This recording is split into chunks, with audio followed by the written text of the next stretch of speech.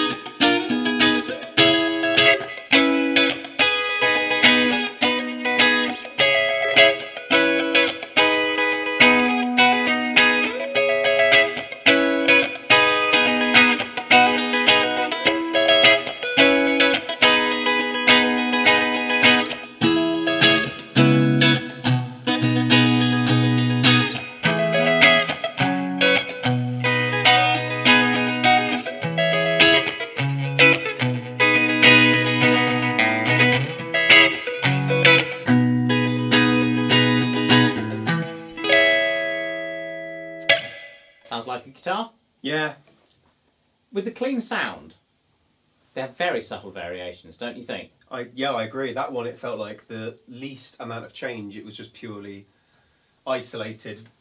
It feels quieter, like everything we else. heard the least change there because the Neo Creamback, it's kind of, it's not that it's the middle ground of those drives necessarily, but I don't think it's got anything really missing in its frequency range. There's no massive dips, there's no massive bumps. It goes high, it goes low. So you would just, what some of the others say, when you go from a Heritage, Yeah. and then you add another one, suddenly there's a bunch of top end that wasn't there. So this adds almost like the colour to the other drivers, but isolated. It's Because it's So got it all has the, it. hasn't got any gaps. has I all the feel. characteristics. So it's just kind of. So the G12-65, where it's quite mid-heavy. Yeah. It's just giving that extra Yeah. extra bit of mid, but it almost feels like it's kind of masked somewhat by Yeah. what this That's is quite already interesting. That it suggests, therefore, that with the Neo Creamback, you can do quite a lot with it, with a bit of Yeah. thoughtful EQ, outboard stuff. That if you want the sound of these other drivers, you can do it. You may have to massage it providing. to get to those tones if you're being a real perfectionist. But conversely, I don't think you're going to suffer from using the Neo Creamback. I think it's always going to sound good if you want something that's in the realm of those other drivers, but is super light to carry. Yes. Because it is crazy light when it's in one of our cabs. Oh, It's comical. That's a little It's proper finger. empty box. Yeah. Little finger job. Let's put some more colour, more dirt through it, and then I Yeah. think we'll hear some bigger differences. Should we try just the same riff, but with just some Yeah. dirt, do you think? Yeah. Just so we kind I'll of know switch where through we them more stand. quickly.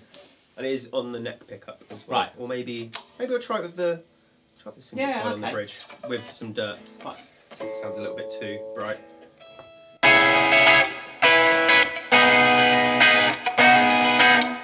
Ooh, and we've got a snap string.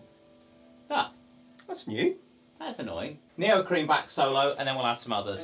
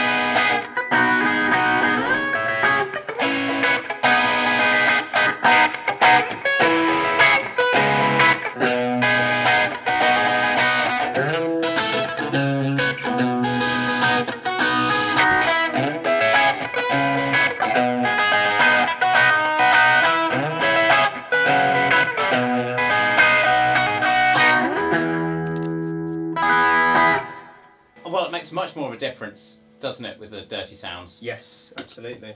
Get a consistent theme of how things are working. Yeah, I couldn't tell which one it was, but the moment you switched to one, it was just...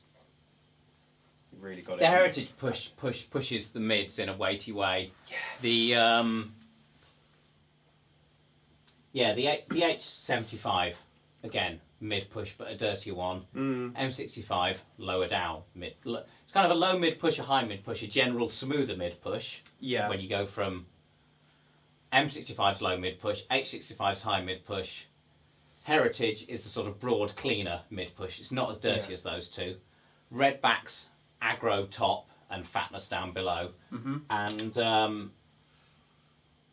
yeah, that's it. That's those four. And then the Neo's providing this kind of neutral, honest, honest thing all the way through.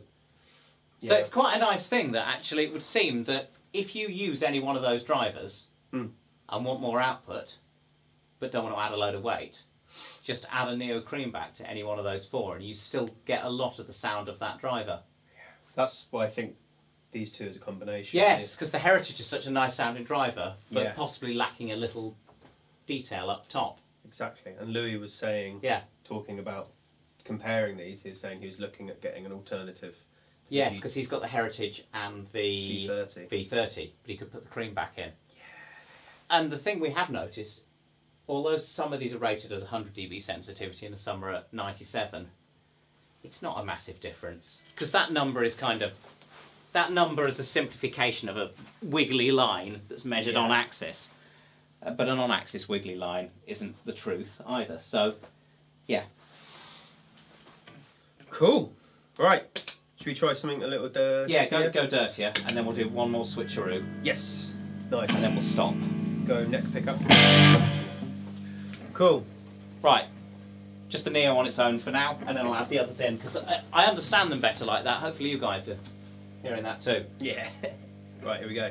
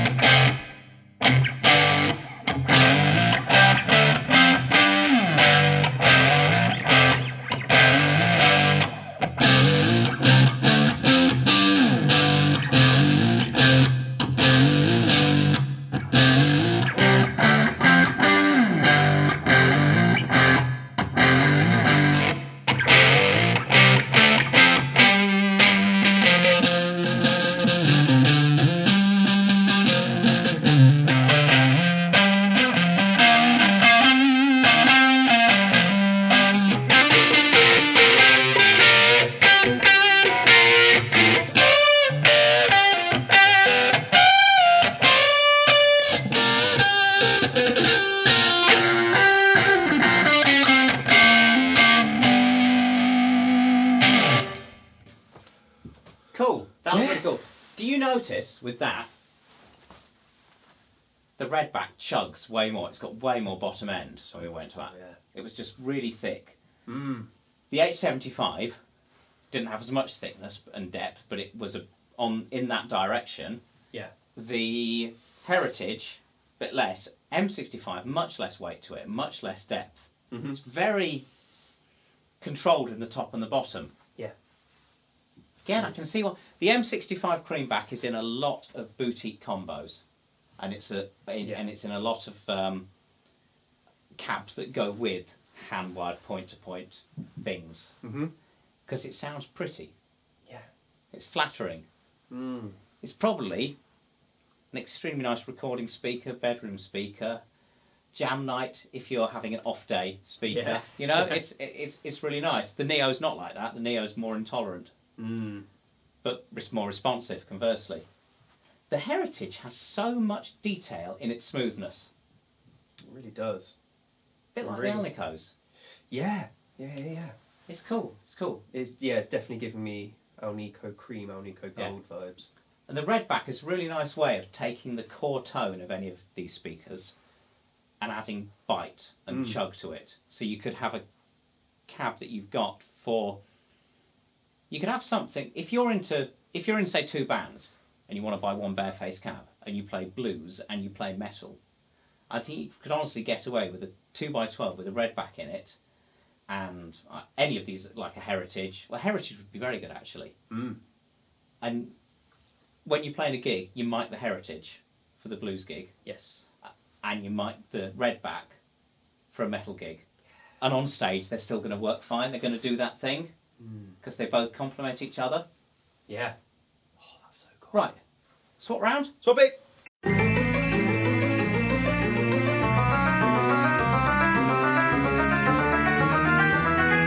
Final round of the five-way comparison. So we now have the Redback, always on. The Redback, which is proven to be an absolute gem in our cabs. Yes. I don't think they're that popular out there. And I have a theory why they're really good in our cabs, which is that a lot of guitar cabs really struggle with the mid-range because the shape of the cabs, being their boxy things, they cloud the mids. And then the dispersion is really bad because that's the problem with guitar speakers. And the AVD cabs, they don't end up sounding boxy because the AVD makes them not box shaped on the inside. And then they disperse really well, so the mids get around the room. So a speaker like the Redback, which doesn't have tons of mids, has more top and more bottom compared to most drivers, really shines in the cab. And also the way our cab's so controlled in the lows but big, it kind of gets more out of it. So you end up with this 1x12 that sounds huge and you can hear it everywhere. Plus, you've got this big dust cap on the front. That tends to narrow this dispersion of a speaker if you have a larger dust cap. So it gives you more top end, but it's narrower. But our cabs have really good dispersion because of the AVD. So we're loving the Redback in it, and more of our customers are going for that because it's just versatile and great Really sounding. versatile. Yeah. So we're going to have the Redback always on, and then we're going to add the H-75, the M-65, the Heritage, and the Neo Creamback. Yeah. Great. As before, we'll start with the clean and then we'll move on to a dirty. Yep. Cool.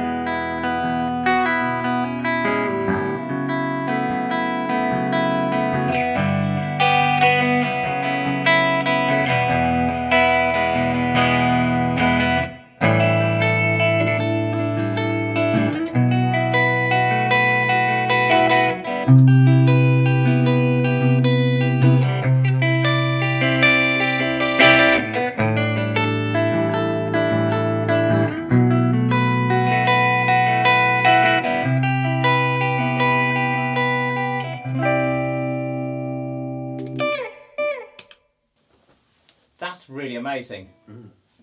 The Redback, I thought, worked so well with the Heritage. Yeah. They were really good together. The Heritage fills in the mid-range detail that the Redback doesn't have a lot of, and did I say Heritage? Yeah, it fills in the mid-range detail. The Redback adds the top and the bottom and the big sound. I felt the H-75 and the M-65 warmed it up, but maybe too much. The M-65 didn't. Yeah, Bit a boomy. bit muddy. Sorry, M-65, which is up there. Yeah. I thought the Neo Creamback went quite well with it. Yeah, it almost has exactly the same. They're similar vibes, aren't they? Yeah, It's quite. just Neo Creamback's a little more subtle. Yeah, agreed. Let's try something dirtier. Did you have any thoughts? I'm just rambling. No. I'm finding it quite hard to see like exactly what it's been switching to. So I'm just taking what you say and I'm like, okay, that would make sense. Yeah, it's really hard to tell when there's 5 cabs there, because when there's just 3 and you're switching between them, the guitarist who's playing can see it. Yeah, so I'm kind of like looking at the switching board, looking at that board, but I'm looking at the back of it. So yeah, I'll try a fuzzy riff on my right hand. Try some distortion. Right, let's go for something a little bit more riffy.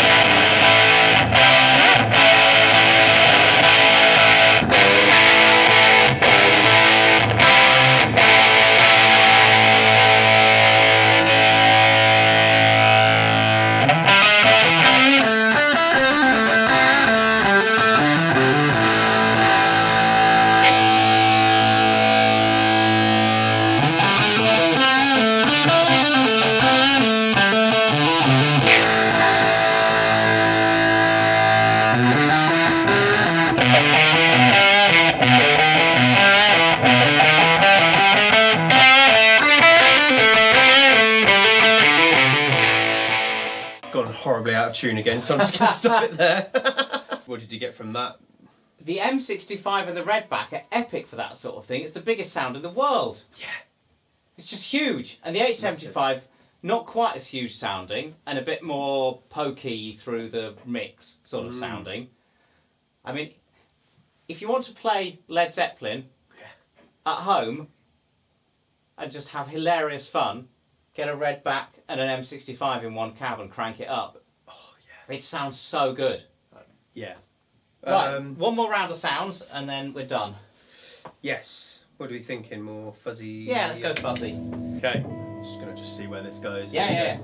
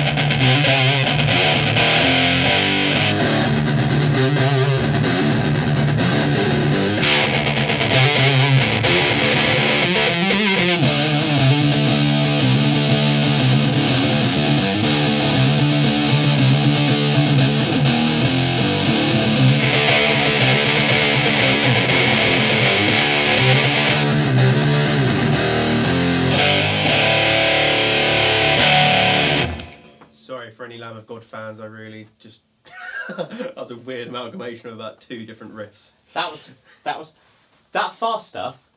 So M65 plus with the Redback doesn't like going fast. The M65 does not like going fast. No. It doesn't stop and start quickly. No. The H-75 could hack it.